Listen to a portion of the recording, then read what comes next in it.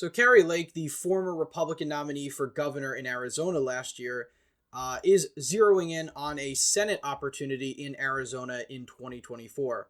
And according to this Politico article, many advisors around Kari Lake are also supporting this narrative that she's very much interested. In fact, one of them goes as far as to say that she's 99% certain she's going to run for Senate. So, of course, we're going to take a look at what the impact of Kari Lake jumping into a 2024 Republican primary would look like in Arizona, how the general election would shape up, and ultimately how this would impact Republicans' chances at recapturing the Senate in 2024. So we're going to take a look at all of that in just a second. But first, if you're new to the channel, please consider subscribing down below and liking this video if you enjoy.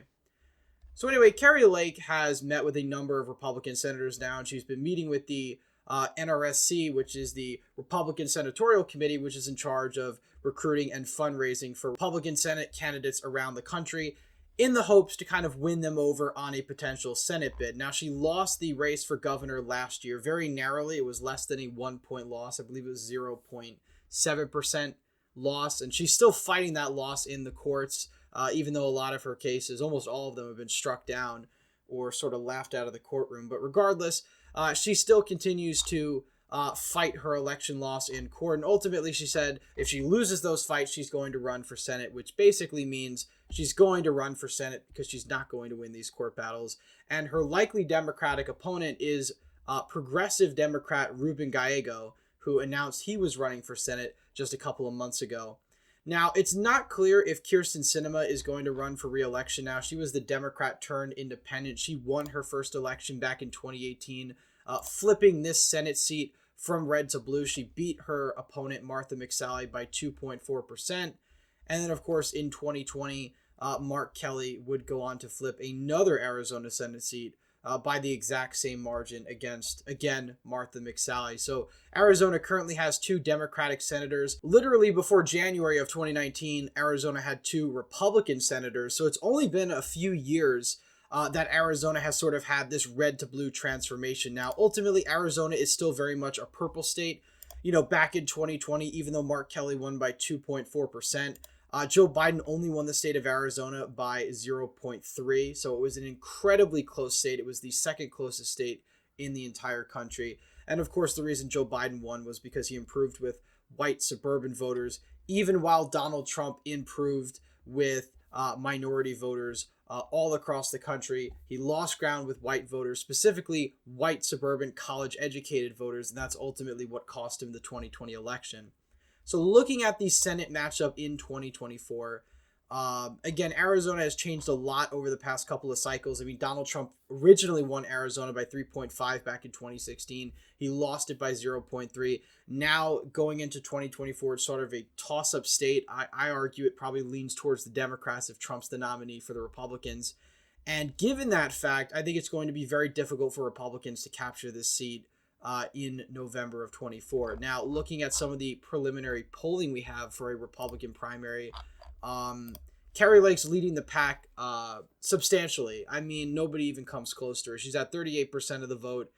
Karen Taylor Robson, who was her opponent last time around, only polls at 10%. So if Kari Lake jumps into the primary officially, she's all but guaranteed the nomination at this point, unless a major Republican candidate jumps in the race to sort of shake things up, which we're not really sure if that's going to happen yet. But regardless, if Kari Lake is the nominee, we have some polling on that as well against Ruben Gallego. Originally, back in December of 2022, she was beating Gallego. And again, I want to stress very clearly that polls this early on are very likely not to be accurate, although they do give us a slight window as to how these races are shaping up. But currently, Gallego is at 42%, Lake is at 35%, Sinema's consistently getting in the mid-teens, sometimes low 20s in terms of her overall support. Now, again, it's still not known if she's actually going to run. She's actually already been endorsed by AIPAC, which is a pro-Israeli super PAC, so she has one major endorsement already.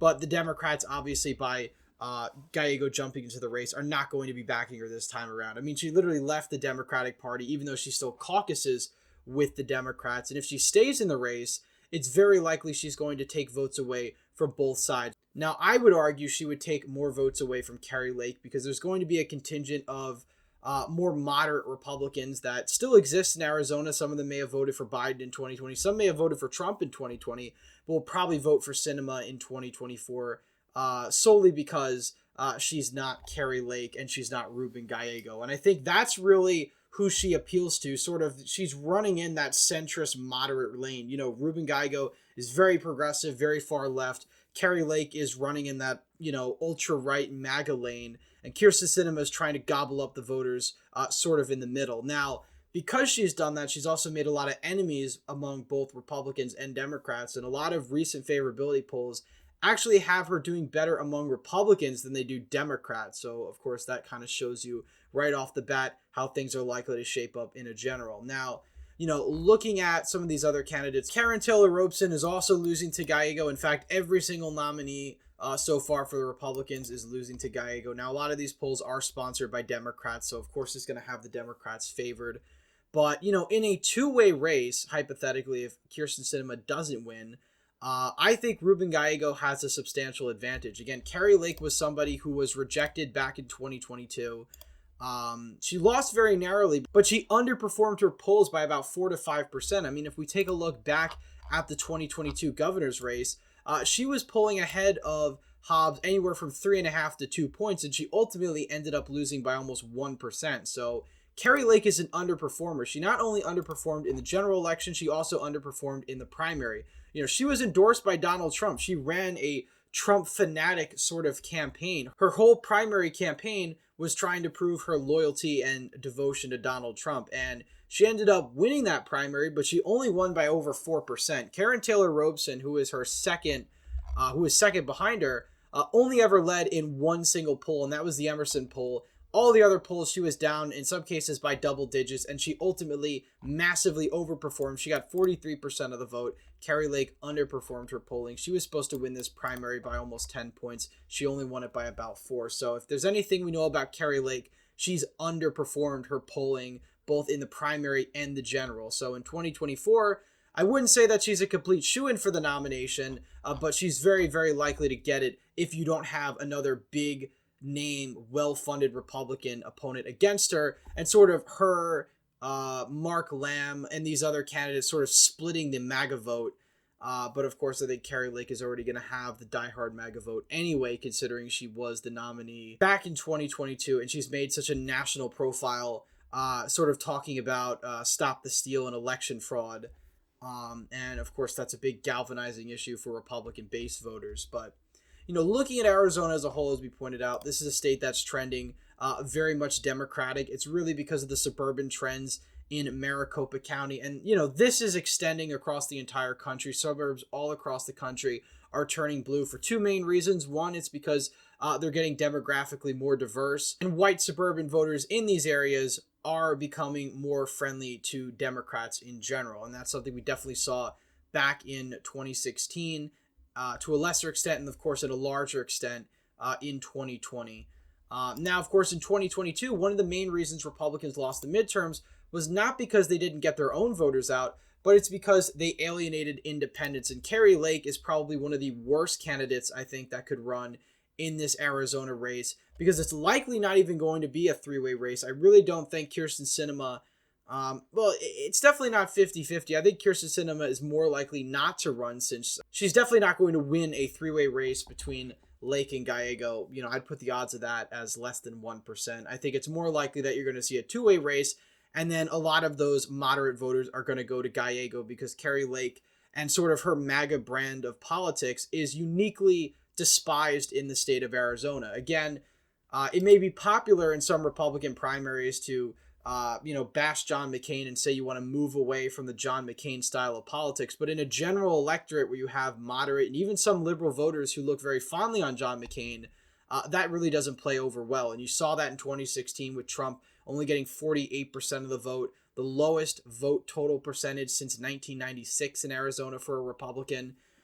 And, you know, this brand of politics is very toxic in the state. Arizona very much values civility politics, and even value center-right nominees overall. They tend to like more optically moderate Democrats and just your standard Republicans. But when you throw in sort of the MAGA Trump Republicans in Arizona, statewide, they tend to do very poorly. And that's something we saw in the 2022 elections, because not only did Kari Lake lose her race, but you also had down ballot statewide candidates lose their races as well. You had Mark Fincham, who was the candidate for Secretary of State. He ended up losing by about 4 points or so against Adrian Fontes, and he did especially bad in places like Maricopa County, only getting 46% of the vote. I believe Lake got 48% of the vote in Maricopa County, which again is a majority of the state's population by far. I think over 60% of the state lives in Maricopa County. So winning Maricopa County is central to basically any Republican victory. Now, the only exception to this rule is when things get incredibly, incredibly close. We saw that with the Arizona Superintendent of Public Instructions race,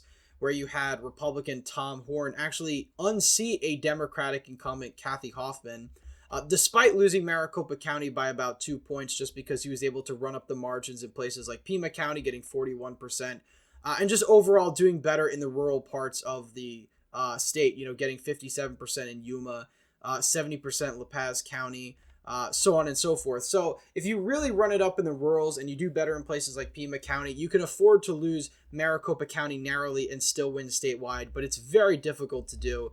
And I honestly think Kari Lake is going to do much worse in a general electorate than an electorate that is more favorable to Republicans, because that's really what 2022 was. It was an R+3 electorate, yet Republicans were so toxic in some states, at least the candidates that Republicans ran, that they scared away moderates and independents. And that's certainly what happened in Arizona. Katie Hobbs should not have won this race for governor. I think she was a very weak candidate. She didn't want to debate her opponent. Honestly, I think if Kari Lake wasn't so gung-ho about stop the steal and being such a divisive candidate, especially after the Republican primary, I think she would have won this race by several points. I think if she had used her talent as a former news anchor, used that natural charisma, and really didn't tie herself to Trump as much, she would have won this race by about 4 to 5 points, and she'd be Governor Kari Lake instead of someone who lost perhaps the most purple state in the entire country. So, looking at 2024, I think this race is probably lean Democrat if Kari Lake jumps in. I think there are some Republicans potentially that could beat Gallego. Karen Taylor Robeson, I think, certainly can, although I don't think she'll get through a primary, so it's really a non-starter. Ruben Gallego can be beat, but I think for Republicans, Kari Lake is almost a sure loser, electorally speaking. And I don't think even against somebody like Ruben Gallego, she would be able to prevail. Kari Lake's style of politics just really doesn't play well in the state, and the whole MAGA brand in general for Republicans is just super toxic in the state. So I think Kari Lake would probably lose to Gallego by about 4 to 5 points at the end of the day in the Senate race. Again, we still have a long ways to go. There's a lot that could obviously happen. There could be other Republicans that end up winning the nomination. Obviously, we're not 100% sure what Sinema's effect will be, but I would hedge my bets on she would probably take more votes from the Republicans. But either way, I think this race leads toward the Democrats. Again, this is very, very preventable. This is a very preventable loss for Republicans. Obviously, Arizona is becoming more difficult territory for them, but really all it takes, I think, for Republicans is running just a more palatable Republican that actually can appeal to moderates and independents. Anyway, that's it for today's video. Please leave a thumbs up if you enjoyed, subscribe to the channel, hit the bell notification so you don't miss any more videos I put out. As always, again, thank you all for watching, and I hope to see you in the next one.